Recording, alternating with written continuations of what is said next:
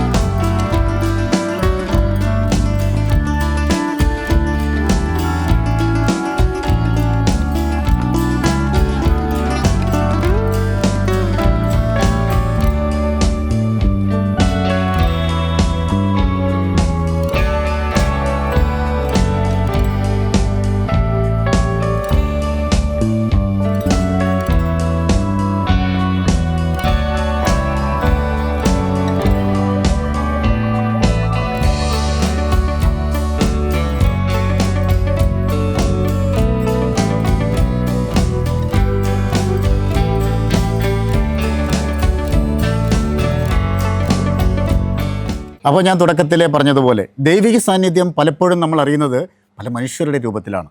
അത്തരത്തിലൊരു വ്യക്തിയുടെ അടുത്താണ് ഞാൻ നിൽക്കുന്നത്. ഞാൻ നേരത്തെ പറഞ്ഞ ഫിലിപ്പ് ജോസഫ് എന്ന നമ്മുടെ ഫിലിപ്പ് അച്ചായൻ. അച്ചായൻ നമസ്കാരം. നമസ്കാരം. മാതൃകാ മലയാളിയിലേക്ക് വീണ്ടും സ്വാഗതം. ഞങ്ങളുടെ അതിഥിയായി കിട്ടിയതിൽ ഏറെ സന്തോഷിക്കുന്നു. ഞങ്ങളുടെ ടീം താങ്ക് യു. 37 വർഷം നമുക്കൊന്ന് പുറകോട്ട് സഞ്ചരിക്കാം. വളരെ സിമ്പിളായൊരു മനുഷ്യനാണ് താങ്കളെന്ന് എനിക്കറിയാം. അത് പ്രിയപ്പെട്ട പ്രേക്ഷകരിലേക്ക് എത്തിക്കാൻ വേണ്ടിയാണ് ഞാൻ ചോദിക്കുന്നത്. 21ാമത്തെ വയസ്സിൽ ജീവിത പ്രാരാബ്ധം മൂലം ഗൾഫിലേക്ക് പോകുന്നു. ആ ഫ്ലൈറ്റ് കയറുന്ന ആ സമയം മുതലുള്ള അനുഭവങ്ങൾ, ഗൾഫിൽ ചെന്നിറങ്ങുന്നു, പിന്നെ എങ്ങനെയാണ് ഇത്രയും ജീവിത വിജയം നേടാൻ കഴിഞ്ഞത്? സത്യത്തിൽ ചെറുപ്പകാലം തന്നെ കഷ്ടപ്പാടുകളിലൂടെ, ബുദ്ധിമുട്ടുകളിലൂടെ, പ്രയാസങ്ങളിലൂടെ കടന്നുപോയ ബാല്യങ്ങളായിരുന്നു. പഠനകാലങ്ങളിലും യൗവനകാലത്തും ഒക്കെ ജീവിതം ഒരു വലിയ കിറാമുട്ടി പോലെ മുൻപിൽ നിൽക്കുന്നത്. നമ്മൾ കാലഘട്ടം പുറകോട്ടുമ്പോഴേക്കും നമുക്കെല്ലാം, എനിക്ക് മാത്രമല്ല, അത് എല്ലാവർക്കും ആ ഒരു സാഹചര്യങ്ങൾക്കാണ് മനുഷ്യൻ കടന്നു പോയിക്കൊണ്ടിരുന്നത്. അപ്പം നമ്മളൊരു കഠിനാധ്വാനം ആണ് ഇതിൻ്റെ ഏറ്റവും പിന്നിലുള്ള വിജയത്തിൻ്റെ പിന്നിൽ ഏറ്റവും പരമപ്രധാനമായിട്ടുള്ള കഠിനാധ്വാനമാണ്. അത് ചെറുപ്പം മുതലേ സ്വായത്തമാക്കാനായിട്ട് പരിശ്രമിച്ചു. കഠിനാധ്വാനം ചെയ്യുന്ന യാതൊരു മടിയുമില്ല. അതാണ് ജീവിത വിജയത്തിന്റെ ഏറ്റവും വലിയ ഘാതനായ കാര്യം എന്ന് ഞാൻ ചെറുപ്പത്തിൽ തന്നെ തലമുറക്കുള്ള വലിയൊരു സന്ദേശമാണ് അദ്ദേഹം പറഞ്ഞത് കേട്ടോ. കാരണം നമ്മൾ അലസരായിട്ട്, അല്ലെങ്കിൽ നമ്മൾ ജീവിതത്തിൽ എന്തെങ്കിലും പ്രതിസന്ധികൾ വരുമ്പോൾ നമ്മൾ മടിച്ചു നിൽക്കാതെ കൊണ്ട് അതിനെ അതിജീവിക്കാനുള്ള ഒരു കരുത്ത്, ശക്തി നമ്മളിൽ തന്നെ ഉണ്ടാകണം. നമ്മൾ മറ്റുള്ളവരിലേക്ക് നോക്കിയിട്ട് കാര്യമില്ലല്ലോ. നമുക്ക് അതിനെ അതിജീവിക്കാനുള്ള ആ ശക്തി നമ്മൾ സ്വായത്തമാക്കണം, അല്ലെങ്കിൽ അതിനുള്ള ഊർജ്ജം നമ്മൾ സംഭരിക്കണം. അങ്ങനെയുണ്ടെങ്കിൽ മാത്രമേ ഉള്ളൂ നമുക്ക് മുന്നോട്ട് അടുത്തൊരു സ്റ്റെപ്പിലേക്ക് പോകാൻ സാധിക്കുകയുള്ളൂ. സ്വാഭാവികമായിട്ടും മനുഷ്യ ജീവിതത്തിൽ പ്രതിസന്ധികളും പ്രയാസങ്ങളും ഇല്ലാത്ത ജീവിതങ്ങൾ ഈ ഭൂമിയിൽ ആർക്കുമില്ല. ശരിയല്ലേ? അതെ അതെ അതെ, തീർച്ചയായിട്ടും. ആർക്കും ഈ ഭൂമിയിൽ പ്രയാസങ്ങളോ ബുദ്ധിമുട്ടുകളോ ഇല്ലാത്ത മനുഷ്യനായിട്ടുള്ളവൻ ഇതെല്ലാം അനുഭവിക്കേണ്ടത് തന്നെയാണ്. പക്ഷെ അതിനൊക്കെ അതിജീവിക്കുവാൻ ഉള്ള ഒരു കരുത്ത്, അതാണ് ഏറ്റവും വലിയ വലിയ കാര്യമായിട്ട് ഞാൻ കാണുന്നത്. അതാണ് ജീവിത വിജയവും. തീർച്ചയായിട്ടും. കാരണം ഈ കഴിഞ്ഞ 38 വർഷ പ്രവാസ ജീവിതത്തിൽ ഒരുപാട് പ്രതിസന്ധികളും ബുദ്ധിമുട്ടുകളൊക്കെ നമ്മൾ തരണം ചെയ്തിട്ടാണ് നമ്മൾ കടന്നു പോയിട്ടുള്ളത്. പല ഘട്ടങ്ങളിലും പല അവസരങ്ങളിലും പല സന്ദർഭങ്ങളിലും ഒക്കെ തിരിച്ചു പോരാനുള്ളതല്ല, അങ്ങനെ പോരേണ്ടിയും വന്നിട്ടുണ്ട് കേട്ടോ. ആണല്ലേ? ഞാനൊരു ചെറിയ ഉദാഹരണം, എൻ്റെ മൂത്ത മോള് വിവാഹം കഴിഞ്ഞ് വൈഫുമായിട്ട് അവിടെ വന്ന് 17 മോളുണ്ടായി 17-ാം ദിവസം കുഞ്ഞിനെയും വൈഫിനെ കൊണ്ട് തിരിച്ചു പോരേണ്ട ഒരു സാഹചര്യം വന്നതാണ് കുഞ്ഞിനെയായിട്ട്. പിന്നെ ദൈവത്തിൻ്റെ വലിയൊരു കാരുണ്യം കൊണ്ട് വീണ്ടും സൗദി അറേബ്യയിലേക്ക് തന്നെ തിരിച്ചു ചെല്ലുവാനും ഇതെല്ലാം പിന്നെ മുന്നോട്ടൊരു വലിയൊരു യാത്രയ്ക്ക് ദൈവം സഹായം കൂടെ ഉണ്ടായിരുന്നു. ശരിക്കും ഈ പ്രവാസ ജീവിതത്തിലേക്ക് ചിന്തിച്ച ഒരു നിമിഷം എപ്പോഴാണ്? പ്രവാസ ജീവിതത്തിൽ നാട്ടിൽ നിന്നപ്പോഴാണ് പ്രവാസ ജീവിതത്തിലേക്ക് ചിന്തിക്കും. കാരണം അന്നത്തെ കഷ്ടപ്പാടിൽ എവിടെയെങ്കിലും പോയി എന്തെങ്കിലും ചെയ്ത് രക്ഷപ്പെടണം, ജീവിക്കണം എന്നല്ല, ജീവിക്കാനുള്ള ഒരു വലിയ ആഗ്രഹം, ആ ഒരു വലിയ തുടിപ്പാണ് നമ്മളെ മുന്നോട്ട് നയിക്കേണ്ടത്. അങ്ങനെ അത്ര ബുദ്ധിമുട്ടുകൾ കടന്നു വന്നപ്പോഴാണ് നമ്മളെപ്പോഴും എങ്ങനെയെങ്കിലും എവിടെയെങ്കിലും പോയി, ഗൾഫിൽ മാത്രമല്ല എവിടെയെങ്കിലും നല്ലൊരു ജോലി കിട്ടി എവിടെയെങ്കിലും പോയിട്ട് ഒന്ന് ജീവിക്കണം എന്നുള്ളൊരു ചിന്ത മനസ്സിൽ കടന്നു വരുന്നത്. അങ്ങനെ ദൈവാനുഗ്രഹത്താൽ എൻ്റെ പിതാവിൻ്റെ സഹോദരങ്ങളും കുടുംബം കുറച്ച് പേരൊക്കെ അങ്ങനെ സൗദിയിൽ ഉണ്ടായിരുന്നു. അവരുടെയൊക്കെ കാരുണ്യം കൊണ്ട്, എൻ്റെ സഹോദരൻ അവിടെ ഉണ്ടായിരുന്നു, അവരുടെയൊക്കെ ഒരു കാരുണ്യം കൊണ്ട് എന്നെയും എനിക്കും വിസ എടുത്തു തന്ന് ഞാനും അങ്ങോട്ട് പോയി. അവിടെ ചെന്നിട്ടായാലും നമുക്ക് ആ ജോലിയൊന്നും വലിയ ടെക്നിക്കലായിട്ട് നമ്മളൊന്നും പഠിച്ചില്ല. നമ്മളിവിടെ ഡിഗ്രി കഴിഞ്ഞു, അങ്ങനെ അങ്ങോട്ട് പോവുകയാണ് ചെയ്തത്. അവിടെ ചെന്ന് പിന്നെ നമ്മൾ ജോലിയൊക്കെ നമ്മൾ കണ്ടെത്തി അതിൽ 1-2-3 സ്ഥലങ്ങളിലൊക്കെ നിന്ന് കുറച്ചുകൂടെയൊക്കെ എക്സ്പീരിയൻസ് ഒക്കെ എടുത്തിട്ടാണ് വേറെ പല മേഖലകളിലേക്കും കടന്നത്. ഞാൻ മനസ്സിലാക്കുന്നത് ജീവിതത്തിൽ കടന്നു വന്ന വഴികളൊന്നും താങ്കൾ ഇപ്പോഴും മറക്കുന്നില്ല. ഒരിക്കലും. അതാണ് ദൈവം താങ്കൾക്ക് തരുന്ന എൻ്റെ മരണം വരെ ഞാൻ മറക്കുകയല്ല. അതായത് ഓരോ മനുഷ്യരുടെ വിഷമങ്ങൾ എൻ്റെ ഹൃദയത്തിലുണ്ട്, ഓരോ മനുഷ്യൻ്റെ സങ്കടങ്ങൾ എൻ്റെ ഹൃദയത്തിൽ. സങ്കടങ്ങൾ താങ്കൾ പണ്ട് അനുഭവിച്ചതുമാണ്. തീർച്ചയായിട്ടും. ഞാനൊരു ഓലപ്പരെ ജനിച്ചു വളർന്ന വ്യക്തിയാണ്. 2 മുറിയും അടുക്കളയായിട്ടുള്ള അതായിരുന്നു ഞങ്ങളുടെ കുടുംബം, ഞങ്ങളുടെ ഭവനം അതായിരുന്നു. അപ്പം അങ്ങനെയുള്ളൊരു വ്യക്തിക്ക് നമ്മുടെ പണ്ട് കാലത്തൊക്കെ ചാണാൻ മെഴുകിയ തറയാണ്. നമ്മൾ കൊയ്യാനും മെതിക്കാനും പോയിട്ടുള്ള വ്യക്തികളാണ്. മറ്റുള്ളവരുടെ പാടത്തുനിന്ന് കൊയ്തുകൊണ്ട് വരികയും അത് മെതിച്ച് അതിനിടുന്ന പതാരം അവർ പറയുന്നത്. അമ്മച്ചിയുടെ കൂടെ ഞങ്ങൾ പോയിട്ടുണ്ട്, അങ്ങനെ സഹായിച്ചിട്ടുണ്ട്. അവൾ കൃഷി ചെയ്തിട്ടുണ്ട്. ഒത്തിരി കോളേജൊക്കെ പഠിക്കുന്ന കാലഘട്ടത്തിൽ നമ്മൾ രാവിലെ വൈകുന്നേരം കൃഷി ചെയ്തിട്ടാണ് അത് കഴിഞ്ഞിട്ടാണ് പോകുന്നത്. അങ്ങനെ ജീവിതമാർഗമായിരുന്നു നമ്മുടെ ജീവിതം. അന്നത്തെ കാലത്തെ ജീവിത മാർഗങ്ങളാണ്. ചെറിയ കച്ചവടങ്ങളൊക്കെ അന്നും ചെയ്തിട്ടുണ്ട്. സൗദിയിലെ എത്ര തൊഴിലാളികൾ ഏകദേശം നമ്മളൊരു 100-120 പേരെ കൊണ്ടുപോകണം. നമ്മുടെ കൂടെ നിൽക്കാൻ ആർക്കെങ്കിലും താല്പര്യം അവരോട് പോയിക്കൊള്ളാൻ പറയും. സന്തോഷത്തോടു കൂടി നമ്മുടെ കൂടെ നിൽക്കുന്നവർ നിന്നാൽ മതി. കാരണം അവരുടെ സന്തോഷം ആണ് നമ്മുടെ സന്തോഷം. അപ്പം അവർക്ക് സന്തോഷമില്ല നമ്മുടെ കൂടെ ആരും ഞാൻ ആരെയും ഇൻസിസ്റ്റ് ചെയ്യാറില്ല, കമ്പൽ ചെയ്യാറില്ല. നിങ്ങൾ സാറ്റിസ്ഫൈഡ് ആണോ, നിങ്ങൾ ഹാപ്പി ആണോ, നിങ്ങളുടെ ഹോൾ ഫാമിലി ഹാപ്പി ആണോ, നിങ്ങൾ കണ്ടിന്യൂ ചെയ്യുക. അങ്ങനെ ആരെങ്കിലും അങ്ങനെ നമ്മുടെ ജീവിതം അങ്ങനെയാണ് നമ്മളെ പഠിപ്പിച്ചത്. ദൈവാനുഗ്രഹത്താൽ ആരും അങ്ങനെ പോയിട്ടില്ല. കഴിവതിപ്പം 10-25-27 ഒക്കെ വർഷമായിട്ടുള്ളവർ നമ്മുടെ കൂടെ വർക്ക് ചെയ്യുന്നവരുണ്ട്, ആദ്യം മുതലുള്ളവരുണ്ട്. ആരും അങ്ങനെ പിന്നെ അവരുടെ ജീവിത സാഹചര്യങ്ങൾ ഇപ്പം UK അല്ലെങ്കിൽ യൂറോപ്പിലേക്കൊക്കെ മറ്റവസരങ്ങൾ കിട്ടുമ്പോൾ ഞാൻ അവരെല്ലാം പ്രൊമോട്ട് ചെയ്യും. നിങ്ങൾ എവിടെയെങ്കിലും പോയി കൂടുതൽ ഉന്നതങ്ങളിലേക്ക് വരണം എന്നുള്ളതാണ് എൻ്റെ ആഗ്രഹം. കാരണം മറ്റുള്ളവർ നന്നായാലല്ലേ ഒരു പ്രയോജനം കിട്ടുള്ളൂ. അല്ലാണ്ട് ഞാൻ മാത്രം നന്നായി ഞാൻ ഇവിടെ നിന്നിട്ട് കാര്യമില്ലല്ലോ. എന്നിലേക്ക് മാത്രം ഒരു സങ്കുചിത അവസ്ഥയാണ് കടന്നു വരുന്നത്. അതല്ല നമ്മൾ ആഗ്രഹിക്കുന്നതല്ല. എല്ലാവരും രക്ഷപ്പെടണം, എല്ലാവരും സന്തോഷമായിട്ട് ഈ ഭൂമിയിൽ ജീവിക്കണം, അതാണ് നമ്മുടെ ആഗ്രഹം. ഞാൻ എപ്പോഴും കാണുന്നൊരു വ്യക്തിത്വമാണ്, അല്ലെങ്കിൽ മാതൃയാക്കുന്നൊരു വ്യക്തിത്വം ബഹുമാനപ്പെട്ട പത്മശ്രീ യൂസഫ് അലി സാറ്. അദ്ദേഹത്തിൻ്റെ ജീവകാരുണ്യ പ്രവർത്തനങ്ങളും അദ്ദേഹത്തിൻ്റെ ബിസിനസ്. അദ്ദേഹം പറയുന്നുണ്ട്, ഞാൻ ഒരിക്കലും റിട്ടയർമെൻ്റ് ഇല്ല എൻ്റെ ജീവിതത്തിൽ. ഞാൻ ചിന്തിക്കുമ്പോൾ ഞാനത് ഫോളോ ചെയ്യുന്നൊരു വ്യക്തിയാണ്. കാരണം നമ്മുടെ ജീവിതത്തിൽ റിട്ടയർമെൻറ്റ് അദ്ദേഹം പറയുന്നുണ്ട്, ഖബറിലേക്ക് പോകുന്ന ആ സമയമാണ് റിട്ടയർമെൻറ്റ്. അതാണ് യഥാർത്ഥമായ റിട്ടയർമെൻറ്റ് സത്യത്തിൽ, അല്ലേ? അതുവരെ നമുക്ക് ആരോഗ്യമുണ്ട്, തൊഴിൽ ചെയ്യാൻ പറ്റുമെന്ന സാഹചര്യങ്ങളാണ്. മറ്റ് ബുദ്ധിമുട്ടുകളൊന്നും ഇല്ലെങ്കിൽ നമ്മൾ ജോലി ചെയ്ത് തന്നെ ജീവിക്കണം എന്നുള്ളതാണ്. അതിനൊരു ക്രൈറ്റീരിയ 60, 55, 58 എന്നുള്ള ക്രൈറ്റീരിയ ഒന്നും ഒരു ആവശ്യമില്ല. അതൊക്കെ തെറ്റായ ഒരു മാനദണ്ഡങ്ങളാണ്. അതൊക്കെ നമ്മുടെ ഈ സമൂഹത്തിലൊക്കെ അങ്ങനെ നടന്നു വരുന്നു. പക്ഷെ അതിനൊക്കെ മാറ്റം വരണം. എനിക്കതിൽ ഒരുപാട് കാര്യങ്ങൾ ഇനി അറിയാനുണ്ട്. നമ്മുടെ വീടിനകത്തേക്ക് കയറിക്കൊണ്ട് തീർച്ചയായിട്ടും. സംസാരിക്കാം. Thank you so much. നമസ്കാരം. അച്ഛാ, നമ്മൾ വിദേശത്ത് പ്രത്യേകിച്ച് ഒരുപാട് മലയാളികൾക്ക് അവരുടെ കുടുംബത്തിന് അത്താണിയായിട്ട് പ്രവർത്തിച്ച ഒരാളാണ്. ഒരുപാട് മലയാളികൾ വർക്ക് ചെയ്യുന്നു പറഞ്ഞു. ഇപ്പോൾ കോവിഡ് പോലുള്ള സമയത്തൊക്കെ മഹാമാരി നമ്മളെ പിടിപെട്ട ഇന്ത്യയിലായാലും വിദേശത്തായാലും ഒരുപാട് തൊഴിലാളികൾ പ്രതിസന്ധിയിലായി. അപ്പോൾ എങ്ങനെയാണ് ഈ തൊഴിലാളികൾക്ക് താങ്കൾ ഒരു സാന്ത്വനമായത്? മീൻസ് നമുക്കവിടെ കോവിഡ് എല്ലാവർക്കും എഫക്റ്റ് ചെയ്തതാണ്. ലോകം മൊത്തം ഉണ്ടായ ഒരു മഹാമാരിയാണ് കോവിഡ്. കോവിഡിൻ്റെ സമയത്ത് ബിസിനസ്സൊക്കെ ഡൗൺ ആയിരുന്നു. ഇവിടെയൊക്കെ നമുക്കറിയാം, നാട്ടിലൊക്കെ ആയാലും എല്ലാ പ്രസ്ഥാനങ്ങളും കൂട്ടുകയും അല്ലെങ്കിൽ എംപ്ലോയീസിനെ കുറയ്ക്കുകയോ ഒക്കെ ചെയ്യായിരുന്നു. ലോക്ക്ഡൗണും കാര്യങ്ങളൊക്കെ ആയിരുന്നല്ലോ, നമ്മളെല്ലാം അനുഭവിച്ച കാര്യങ്ങളാണ്. അതെ. അപ്പം ദൈവാനുഗ്രഹത്തിൽ അവിടെ നമുക്ക് വലിയൊരു എഫക്റ്റ് സൗദി വന്നില്ലായിരുന്നു. അതാണ് നമ്മളെപ്പോഴും മുന്നോട്ട് നയിക്കുന്ന ഒരു വലിയ ശക്തി. ദൈവം എന്ന് പറഞ്ഞ ആൾ കൂടെ ഉണ്ട് എന്നുള്ളതാണ്. എനിക്ക് താങ്കളുടെ ഏറ്റവും വലിയ വിജയം എന്ന് പറയുന്നത് തൊഴിലാളികളെ സ്വന്തം കുടുംബത്തിലെ അംഗങ്ങളെ പോലെ, സ്വന്തം സഹോദരങ്ങളെ പോലെ കാണുന്നു. തിരിച്ച് അവർ ആ സ്നേഹം തരുന്നു. അതായിരിക്കാം അല്ലേ? തീർച്ചയായിട്ടും. നമ്മുടെ ഓരോ പ്രസ്ഥാനങ്ങളും വിജയിക്കണമെങ്കിൽ ആദ്യം തന്നെ നമുക്കൊരു വിശ്വാസം വേണം. അതെ അതെ അതെ അതെ.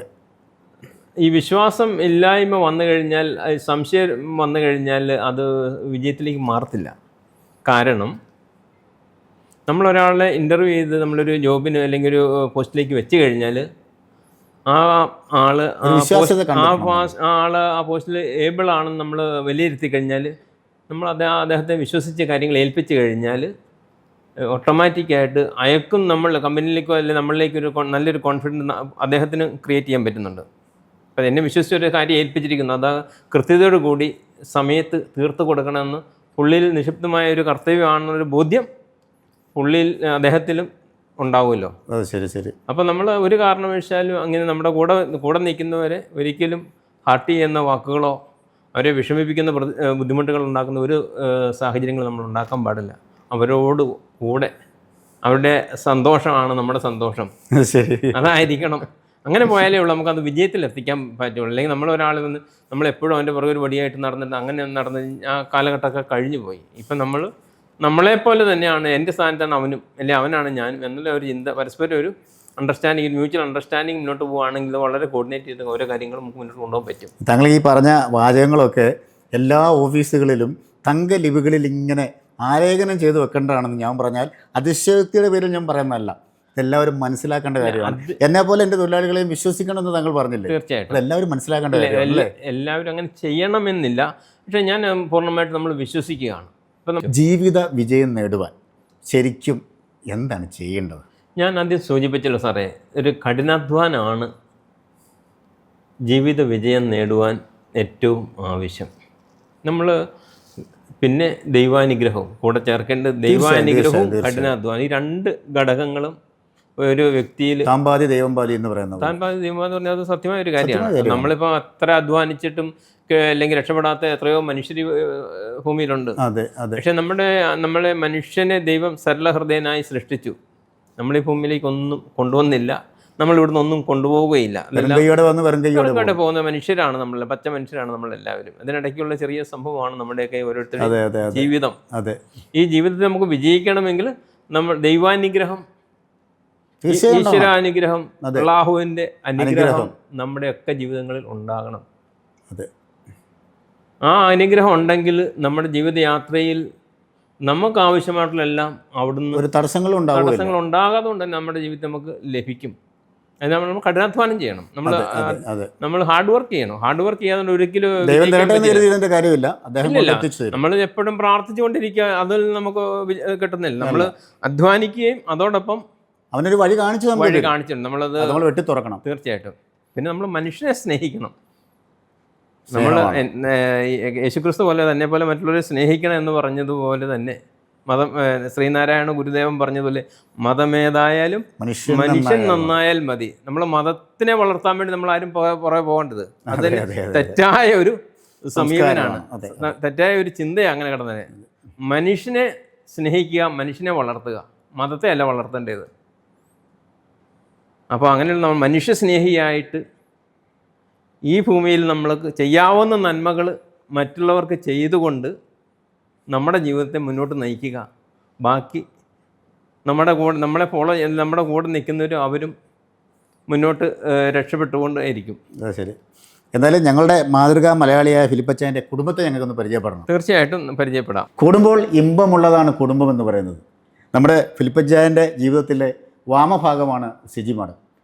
37 വർഷത്തെ പ്രവാസ ജീവിതമൊക്കെ കഴിഞ്ഞു. അദ്ദേഹം ഇങ്ങനെ സ്വസ്ഥമായിട്ട് ജീവിക്കുകയാണ്. എങ്കിലും കുറച്ച് കാലം കൂടെ നമുക്ക് പുറകോട്ട് പോവാം. കോളേജ് ലൈഫ് അവിടെ വെച്ചാണ് കണ്ടുമുട്ടിയത്. ആ രഹസ്യങ്ങളൊക്കെ നമുക്കറിയണ്ടേ. അപ്പോൾ ഫിലിപ്പച്ചായൻ്റെ ജീവിത പ്രാരാബ്ദങ്ങളിലൂടെയൊക്കെ കടന്നു വന്ന് ആ ചിരിച്ച മുഖത്തോടെ ഇരിക്കുന്ന മാഡം, നമസ്കാരം. നമസ്കാരം. എങ്ങനെയാണ് കണ്ടുമുട്ടിയത്? എങ്ങനെയാണ് ജീവിതത്തെ സ്വാധീനിച്ചത്? ഞങ്ങൾ പ്രീ ഡിഗ്രിക്ക് ഒന്നിച്ച് പഠിച്ചതാണ്. അത് ശരി. എല്ലാം കേൾക്കുന്നുണ്ടല്ലോ അല്ലേ? ഞങ്ങൾ രഹസ്യങ്ങൾ ചുരണ്ടാൻ പോവാണേ. അത് ശരി ശരി. പ്രീ ഡിഗ്രി വിദ്യാഭ്യാസം ഞങ്ങൾ ഒരുമിച്ച് B1 എന്നുള്ള അത് എങ്ങനെ കണ്ടുമുട്ടി അത് പറയൂ.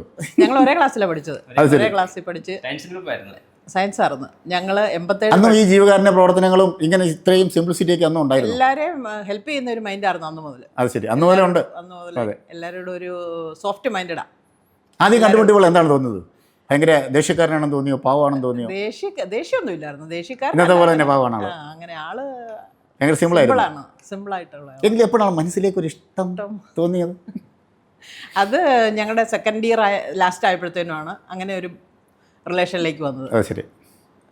പിന്നെ ഞങ്ങൾ അന്ന് ഫോണില്ല, ലെറ്റർ, വാട്സപ്പ് ഇല്ല.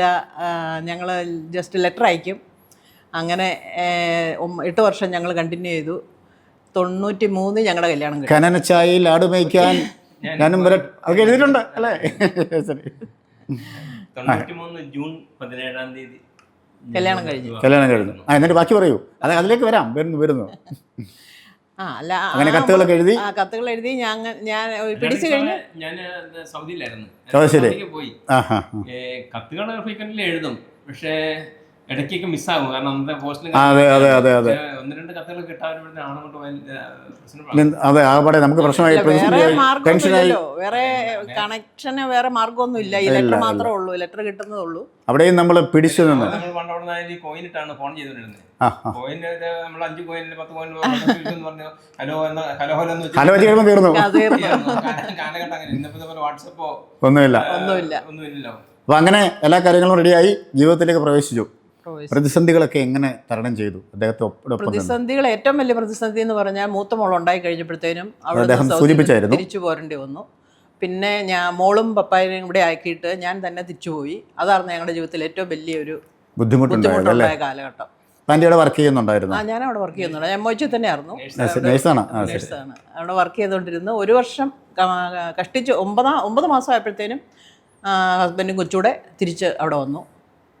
പിന്നെ മുമ്പോട്ടുള്ള ജീവിതത്തിൽ വലിയ ബുദ്ധിമുട്ടുകളൊന്നും ഉണ്ടായിട്ടില്ല. പിന്നെ ഒരു സാമ്രാജ്യം കെട്ടിപ്പടുക്കാനുള്ള ഒരു കഠിനാധ്വാനായിരുന്നു. ചലഞ്ചായിരുന്നു. കാരണം നമ്മൾ ആദ്യം നിന്ന കമ്പനിയിൽ നിന്ന് തിരിച്ച് ഞാൻ പോരേണ്ടി വന്ന സാഹചര്യം എന്ന് പറഞ്ഞാൽ വ്യത്യസ്തമായ സാഹചര്യമാണ്. അതിൽ ഞാൻ സത്യസന്ധതയും നമ്മുടെ സത്യമുള്ള ഒരു മനുഷ്യനായിരുന്നു. സത്യമുള്ള ഒരു മനുഷ്യനായിരുന്നു. അനീതിക്കല്ല, സത്യത്തിന്റെ കൂടെ നിൽക്കാൻ. സത്യം നമ്മുടെ കൂടെ ഉണ്ട് എന്നുള്ളത് കാലം തെളിയിച്ചു. സത്യം നമ്മുടെ കൂടെ എന്നുള്ളത് കാലം തെളിയിച്ചു. കാരണം 10-30 വർഷം മുന്നോട്ട് പോയപ്പോൾ എൻ്റെ ഭാഗം അല്ല, ഞാനാണ് റൈറ്റ്, എൻ്റെ ഭാഗം കറക്റ്റ് ആയിരുന്നു എന്നുള്ളത് മറ്റ് കമ്പനികൾക്ക് ബോധ്യമായി. സത്യം എന്നായാലും പുറത്തു വരുമെന്ന് സത്യമാണ് അല്ലേ? അത് സത്യം തന്നെയാണ്. മാറ്റം ഉണ്ടായില്ല. അതൊരു ചലഞ്ചായിരുന്നു. ആ ഒരു ചലഞ്ച് എന്ന് പറഞ്ഞാൽ ഒരു വലിയൊരു പ്രതിസന്ധി ഘട്ടത്തിലൂടെയാണ് കടന്നു പോയത്. പ്രതിസന്ധി ഘട്ടം എന്ന് പറഞ്ഞാൽ നമ്മൾ യുദ്ധത്തിൽ ജയിക്കണം. ശരി. ആ ഒരു പ്രതീതിയിലുള്ള ഒരു സമീപനവും ആ ഒരു ഹാർഡ് വർക്കിംഗ് ആയിരുന്നു. ശൈശവ കാലഘട്ടം കമ്പനിയുടെ കമ്പനി തുടങ്ങിയ ഞാൻ ജോലി ചെയ്തുകൊണ്ടിരുന്ന കമ്പനിയിൽ നിന്നാണ് തിരിച്ചു പോരുന്നു. അപ്പോൾ അതേ ഒരു സെയിം ഫീൽഡിലേക്ക് ചെല്ലുന്നു. അപ്പോൾ ആ ഒരു സാമ്രാജ്യം കെട്ടിപ്പടുക്കുക, അല്ലെങ്കിൽ അവരുടെ ബിസിനസ്സുമായിട്ട് കോമ്പറ്റ് ചെയ്ത് തന്നെ മുന്നോട്ട് പോരാ. അങ്ങനെ ഒരു കോമ്പറ്റ് ചെയ്ത് ഫൈറ്റുകളൊക്കെ ഒത്തിരി നടന്നു. ബിസിനസ് ഫൈറ്റുകൾ. ബിസിനസ് ഫൈറ്റ് എന്ന് പറഞ്ഞാൽ നമ്മൾ ഫൈറ്റ് ചെയ്യാൻ വേണ്ടി പോയതല്ല, ജീവിത വിജയം നേടുവാൻ വേണ്ടി നമ്മൾ ഫൈറ്റ് ചെയ്യുന്നു എന്നുള്ള ലക്ഷ്യത്തിലേക്ക് സത്യസന്ധമായ ഒരു ഫൈറ്റ്. ആത്മാർത്ഥമായിട്ട് ഹാർഡ് വർക്ക് ചെയ്തുള്ള ഫൈറ്റ് അല്ലാണ്ട് വേറെ ഒന്നുമല്ല. ശരി. മക്കളെ കുറിച്ച് പറഞ്ഞില്ലല്ലോ. മക്കളെ കുറിച്ച് മൂത്ത മോളുണ്ടായി കഴിഞ്ഞപ്പോഴാണ് പോകുന്നത്. അത് കഴിഞ്ഞ് രണ്ടാമത്തെ മോള് 95-ലുണ്ടായി. 97-ലുണ്ടായി. ഇളയ മോള് 95-ലുണ്ട്. മൂത്ത മോള് 95-ലുണ്ടായി.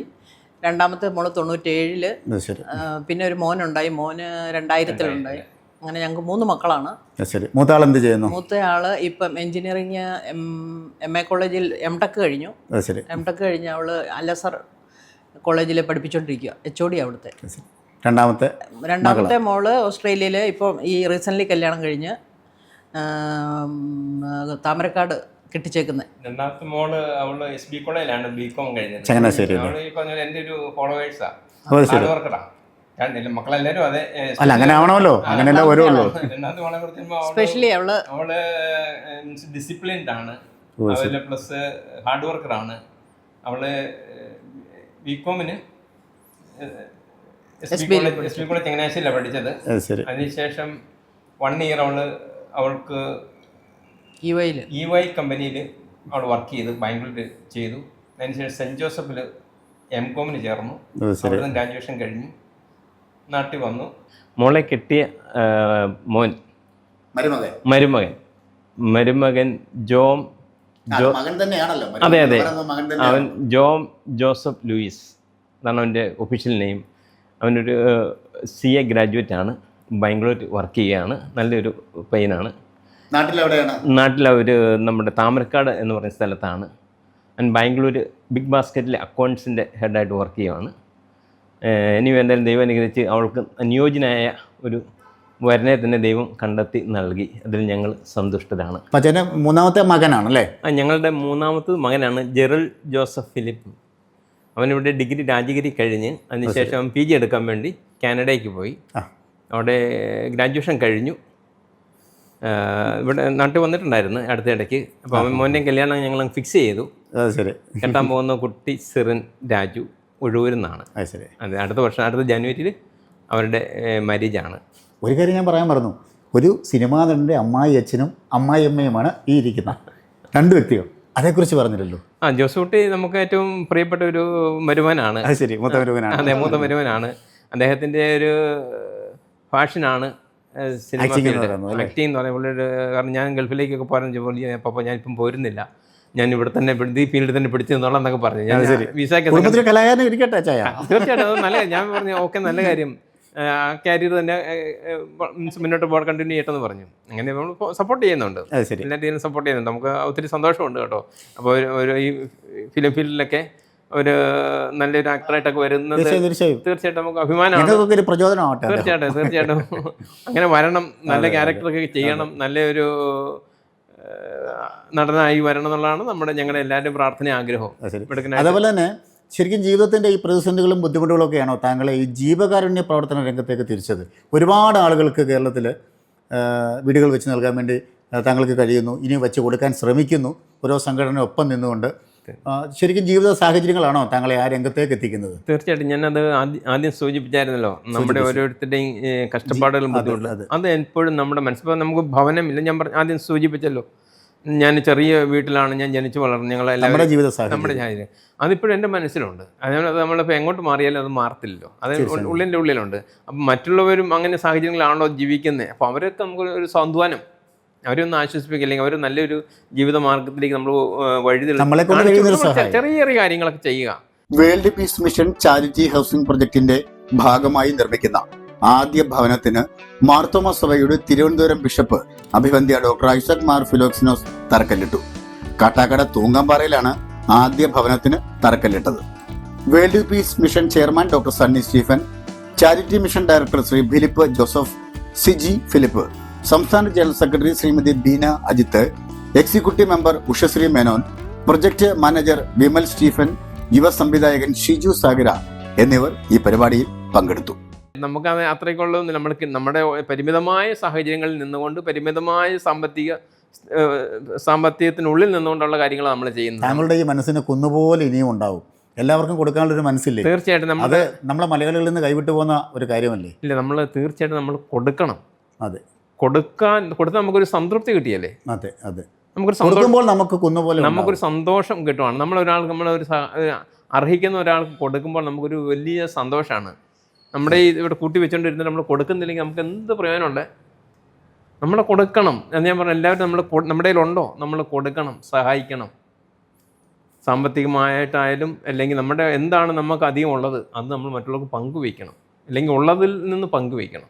അധികം ഞാൻ ഉപയോഗിക്കുന്നില്ല, ഉള്ളതിൽ നിന്ന് പങ്കുവയ്ക്കുക. അപ്പോൾ അവരും സന്തോഷമായിട്ട്, അപ്പോൾ ഈ ഭൂമിയിൽ എല്ലാവരും സന്തോഷമായിട്ട് ജീവിക്കണം. ഞാൻ മാത്രം സന്തോഷിച്ചിട്ട് കാര്യമില്ല. സാറിനിപ്പം ഒരു ദുഃഖത്തിലാണ് അല്ലെങ്കിൽ ഒരു പ്രയാസത്തിലാണ്, അപ്പം സാറിന് ആ വിഷമം നമ്മൾ മനസ്സിലാക്കി അറിഞ്ഞ് ചെയ്യുക. അതെ, അതാണ് വേണ്ടിയതാണ്. അപ്പോൾ പ്രിയമുള്ളവരെ, അതുകൊണ്ട് തന്നെയാണ് ഞങ്ങളുടെ ടീം മാതൃകാ മലയാളി എന്ന പ്രോഗ്രാമിലൂടെ പ്രിയപ്പെട്ട ഫിലിപ്പച്ചാനെ പരിചയപ്പെടുത്തിയത്. അതിന് ആപ്റ്റായ ഒരു വ്യക്തി തന്നെയാണ് എന്നുള്ള കാര്യത്തിൽ യാതൊരു തർക്കവുമില്ല. അതേപോലെയാണ് അദ്ദേഹത്തെ ജീവിത അനുഭവങ്ങൾ അദ്ദേഹം തുറന്നു വയ്ക്കുന്നത്. ഒരു മറയുമില്ലാതെ, ഒരു മാറ്റങ്ങളുമില്ലാതെയാണ് അദ്ദേഹത്തിൻ്റെ ആ ജീവിതകാലം നമ്മളിലേക്ക് തുറന്നു വെച്ചുകൊണ്ടിരിക്കുന്നത്. ഒരുപാട് കാര്യം നമുക്കിനി അറിയാനുണ്ട്.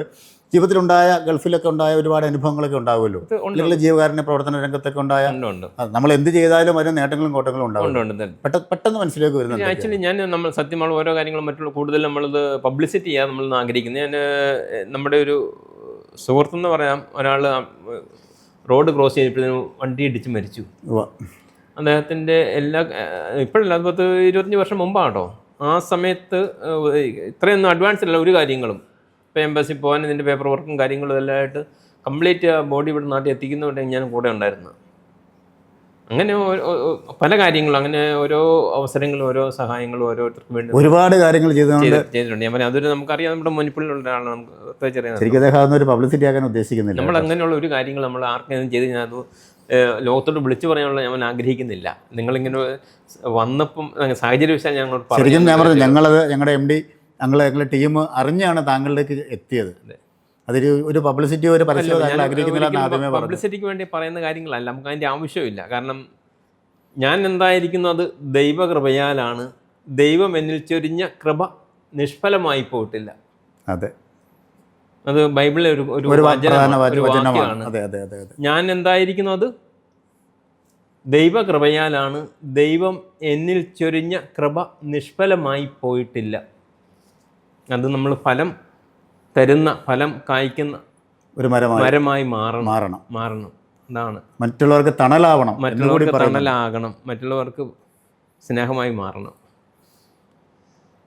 ഇനി മറ്റേ എന്തൊക്കെ കാര്യങ്ങൾ, ഇനി മുന്നോട്ടുള്ള പ്രവർത്തനങ്ങൾ എന്തൊക്കെയാണ്? മുന്നോട്ടുള്ള പ്രവർത്തനം കാരണം ഞാൻ ആരോഗ്യമുള്ളിടത്തും കാലം അത്യാവശ്യം ജോലികളൊക്കെ ചെയ്ത്, എന്തെങ്കിലും ചെറിയ ബിസിനസ്സൊക്കെ ചെയ്ത് അതിൽ നിന്നൊക്കെ എന്തെങ്കിലും ലാഭങ്ങളൊക്കെ കിട്ടുവാണെങ്കിൽ അത് മറ്റുള്ളവർക്ക്, അതിൽ നിന്നല്ല കിട്ടുന്നതിൽ മറ്റുള്ളവരെ സഹായിച്ചുകൊണ്ട് മുന്നോട്ട് ഈ മനുഷ്യരോടൊപ്പം, ഈ സമൂഹത്തോടൊപ്പം, ഈ ജനതയോടൊപ്പം സഞ്ചരിക്കണം എന്നുള്ളതാണ് എൻ്റെ ആഗ്രഹം. ഞാനൊരു വീട്ടിൽ ഒതുങ്ങിക്കൂടാൻ ആഗ്രഹിക്കുന്നില്ല. ഒതുങ്ങിക്കൂടിയാൽ മറ്റുള്ളവർക്ക് സഹായങ്ങൾ എത്തില്ല.